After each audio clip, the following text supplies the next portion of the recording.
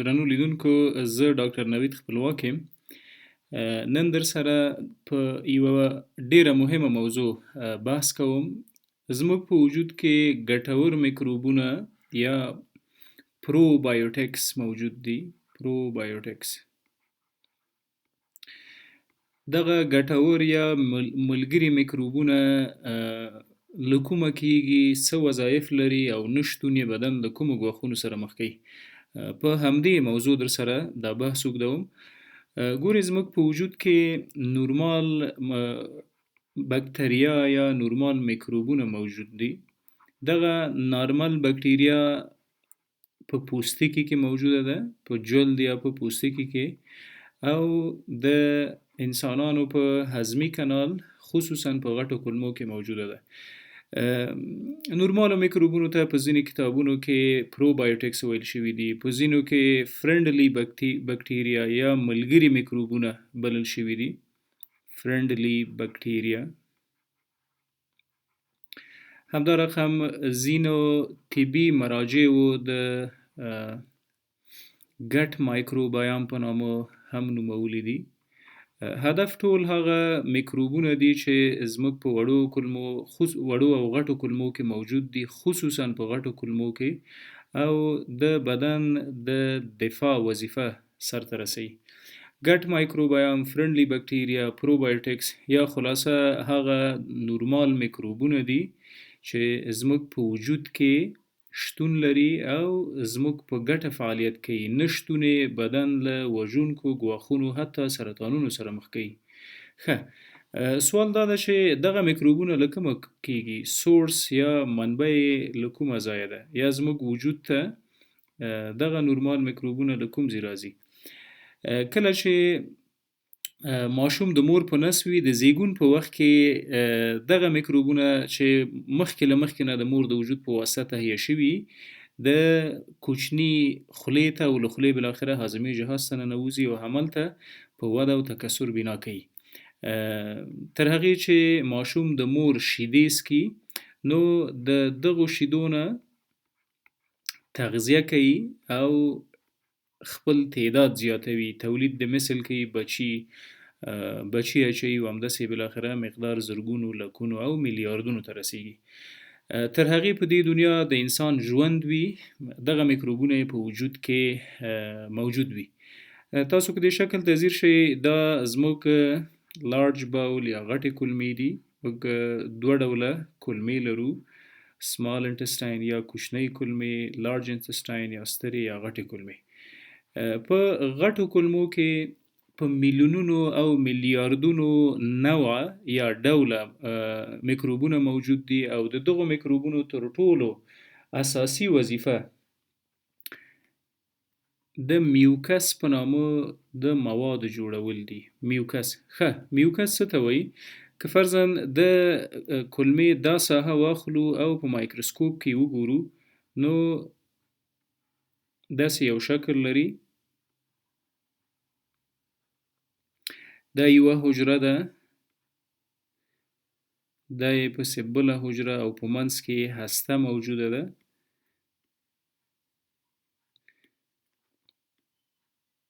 په دغو حجراتو کې یوه حجره د میوکس په نامه یادیږي. ګابلټ حجرات هم د میوکس په نامه مواد تولیدوي. دغه حجرات میوکس تولیدوي. میوکس څه دی؟ میوکس یو قسم دفاعي پرده ده چې د بدن د حجراتو په واسطه، د کولمو د حجراتو په واسطه ترشح کیږي او دغه بالاخره راځي زموږ د کولمو دیوال ټول راپوښوي او راسلیخوي.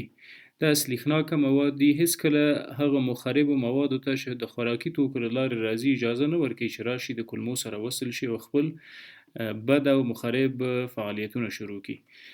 دغه میوکس زموږ د بدن د حجراتو په واسطه باندې جوړیږي او وظیفه هم حفاظت ده له څه شي؟ د بدن د حجراتو. نو په حقیقت کې میوکس زموږ د بدن یوه دفاعي کرښه ده چې نه پرېږدي میکروبونه او نور مواد وجود ته راننوځي. د کومې موضوع په هکله چې غږیږو، نورمال میکروبونه یا ګټور میکروبونه معمولا د ځای کې موجود وي. داسې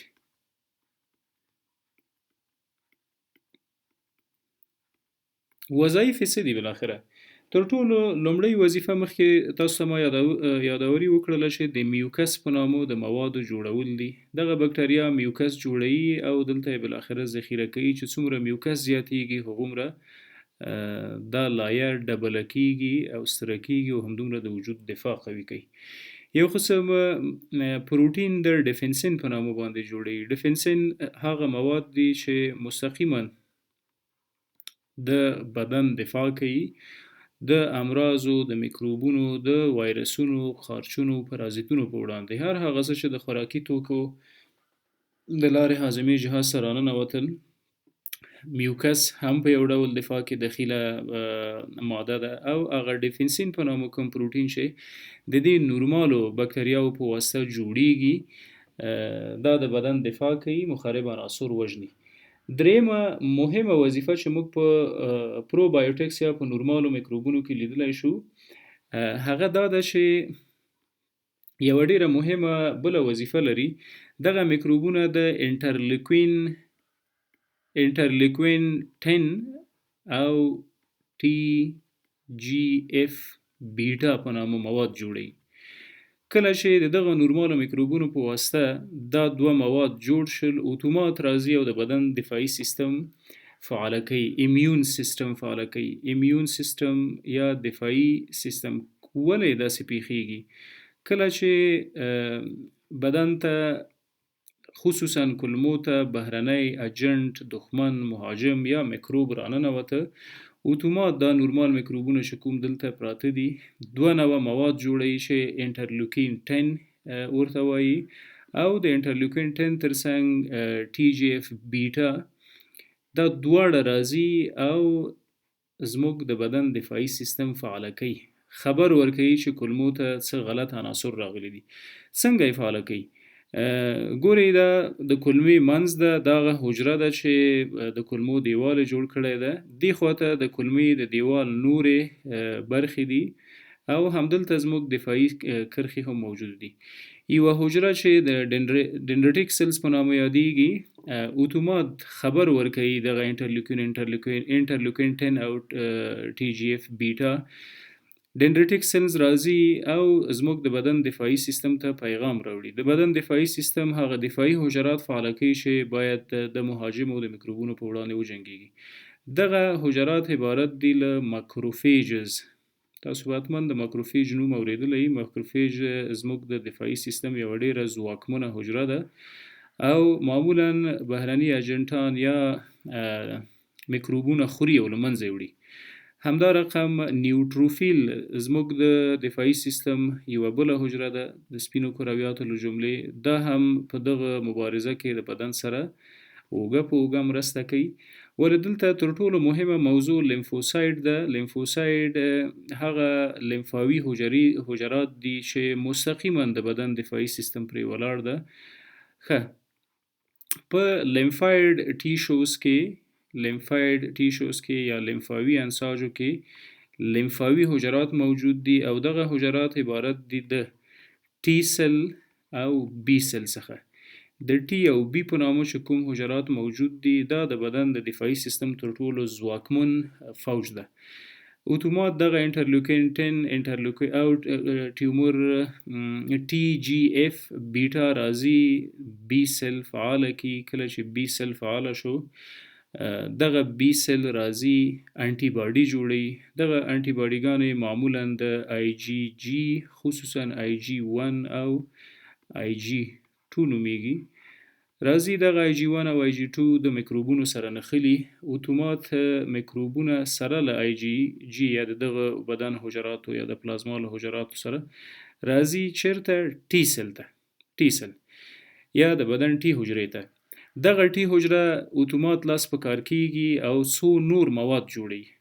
دلته واضح کوم دغه مواد سایټوکاینز نومیږي. سایټوکاینز څه ته وایي؟ سایټوکاینز هغه مواد دي چې د بدن دفاعي سیستم ته خبر ورکوي چې د بدن په کوم ځای کې میکروبونه دي، اجنبیان دي، بیگانه اجزاوي دي، هغه باید له منځه ویسي. یعنی د جاسوس یا د مسنجر حیثیت لري.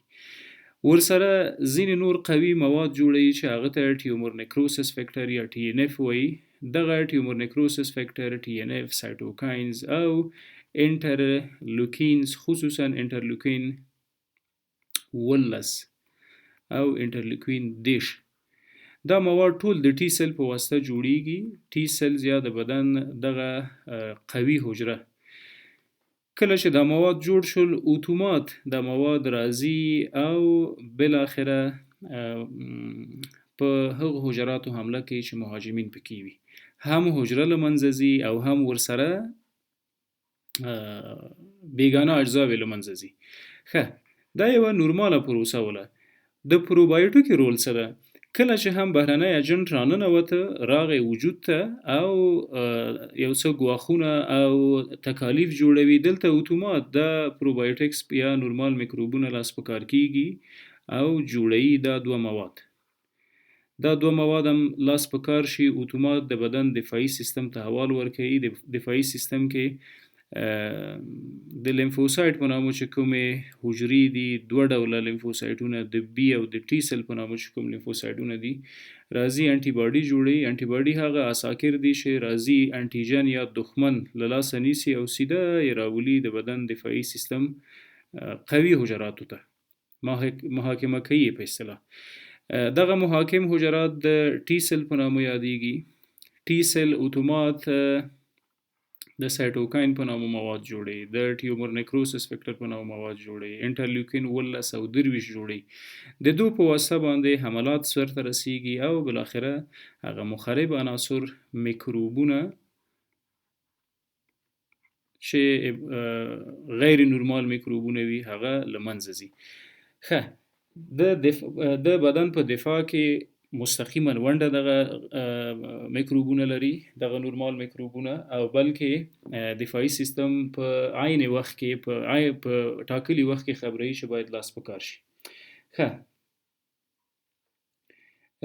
د دې ټولو ترڅنګ یو بل څه چې حیاتي وظایف دغه موادو دغه میکروبونو شمیرل کیږي هغه په ډایجسشن یا په هضم کې او ورسره په جذب کې بدن سره مرسته کول دي. ډایجسشن او ابزورپشن یا جذب کې د بدن مرستندویه ارګانیزم دي. څنګه کولی شي یو میکروب زموږ د وجود سره په هضم کې او یا هم په جذب کې کومک وکړي؟ راځو همدا موضوع یو څه نوره تحلیل کوو چې واضح شي. تاسو وګورئ مختلف خوراکي توکي یا خواړه فودز دا موږ خورو، ژوي د مارپیچو حرکاتو په واسطه معدې ته راځي، له معدې نه کولمو ته راځي. په کولمو کې د ځینو مخصوصو ترشحاتو په واسطه او حرکاتو په واسطه ټوټه ټوټه کیږي، ولې ځینې مغلق مالیکولونه پکې موجود دي، کمپلیکس مالیکولونه موجود دي. دغه کمپلیکس مالیکولونو شاوخوا ته دغه نورمال میکروبونه چې زموږ د بدن دفاعي اجزاوي دي راځي او جمع کیږي او شروع کوي د دغه کمپلیکس موادو خوړلو ته، ټوټه ټوټه کولو ته او بالاخره تحلیل او تجزیه کولو ته. په ډیرو کوچنیو او قابل جذب ذراتو یې تبدیلوي. کوچنی او قابل جذب ذرات ډیری ګټور مواد وي، سایزونه یې غټ وي، هغه د بدن حجراتو ته نشي را داخلېدلی. دغه ځای کې د بدن د هرې حجرې ترمنځ ټایټ جنکشنونه موجود دي. یوازې هغه موادو ته اجازه ورکوي چې وجود یې غواړي او وجود معمولا مایکرو سپیسیمنز یا ډیر کوچني سمپلونه او موادونه اخلي او د بدن داخلي اجزاو ته معرفي کوي. نو یو بل اساسي ګټه چې هغه په ډایجسشن یا په ټوټه په هضم کې مساعده کوي د مغلقو خوراکي توکو ټوټه ټوټه کول دي او په کوچنیو ذراتو بدلول دي چې قابل د جذب توانایي بالاخره پیدا کړي.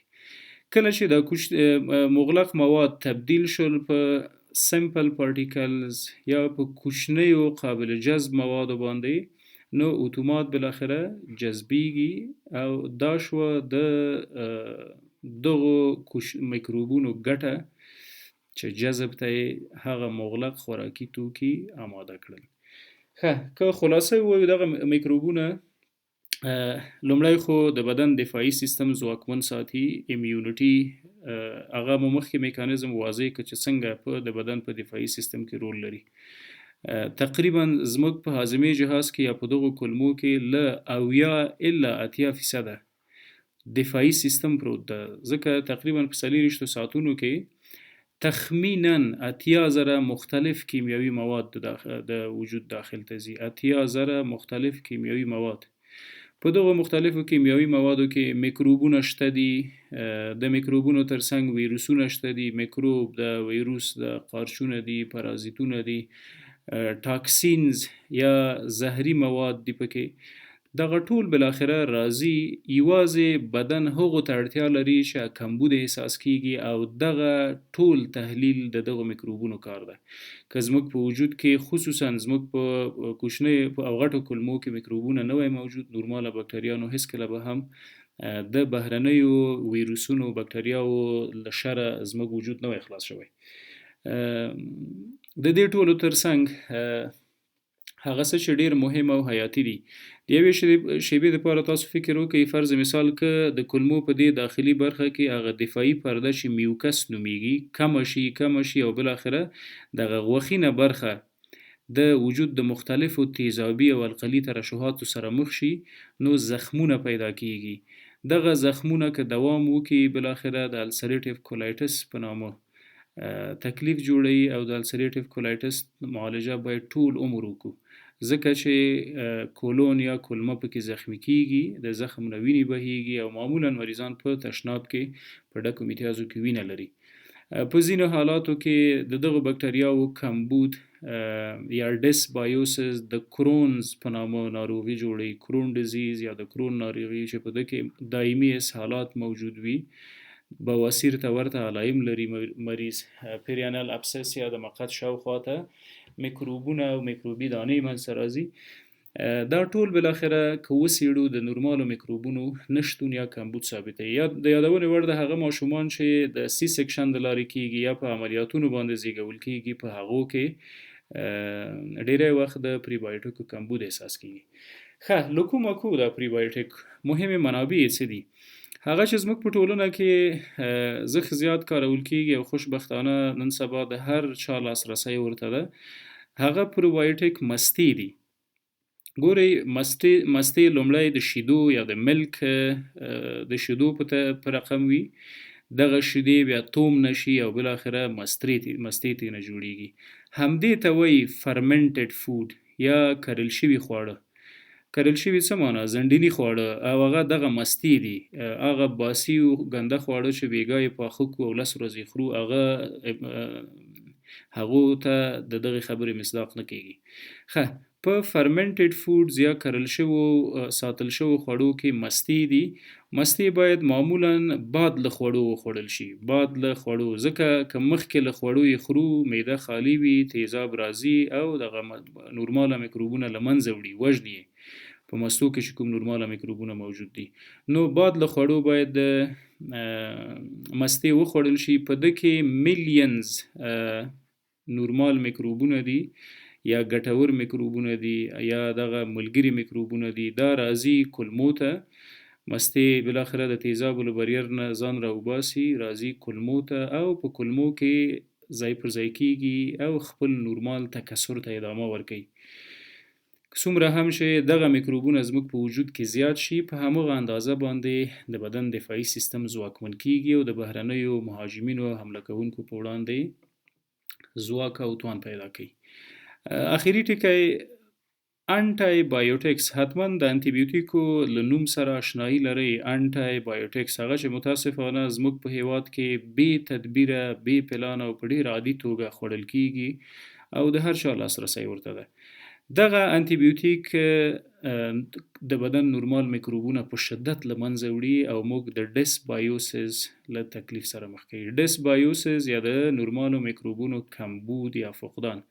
کله چې هم نورمال میکروبونه کم شول، نو څه پیښیږي؟ زموږ دغه دفاعي کرښې له منځه ځي، کلمې زخمی کیږي او بالاخره حتی تر سرطانونو پورې هم لاره هواروي. د بېځایه انټي بیوټیک خوراک څخه مطلق ډډه وکړئ. متاسفانه زموږ په ټولنه کې په خصوصا د ګسټروانټرولوژي اړوند اچ پایلوري په نامه میکروب موجود ده چې تقریبا په د نړۍ په 50% انسانانو کې دا مثبت ده. په دغه 50% انسانانو کې یوازې موږ 2% لرو، یوازې 2% چې باید معالجه شي. دغه 2% د ډاکټر کار ده چې باید وپېژندل شي، وپېژنو. او دقیقه توجه باید وکړي چې که چیرې د چا په ورقه کې ایچ پایلوري مثبت وي او علایم ونه لري، ضوابط ونه لري، هغې هیڅکله اړتیا نه لري چې انټي بیوټیک وخوري، ځکه انټي بیوټیک مضره مواد دي، یوازې د اړتیا په صورت کې باید استفاده شي. که چیرې موږ د ایچ پایلوري دپاره کلونه پښې تمبه کړي یو انټي بیوټیک خورو او غواړو هم دا چې په ورقه کې دا میکروب مثبت شي، نو که هیڅ بل ضرر سره مو مخ نه کړي، حداقل په کولمو کې دا څه چې نورمال میکروبونه دي دا له منځه وړي او بالاخره د وخت په تېرېدو مو بدن بې دفاع کوي. مننه، په دې هیله چې یو څه ګټور او مثمر بحث مو کړی وي.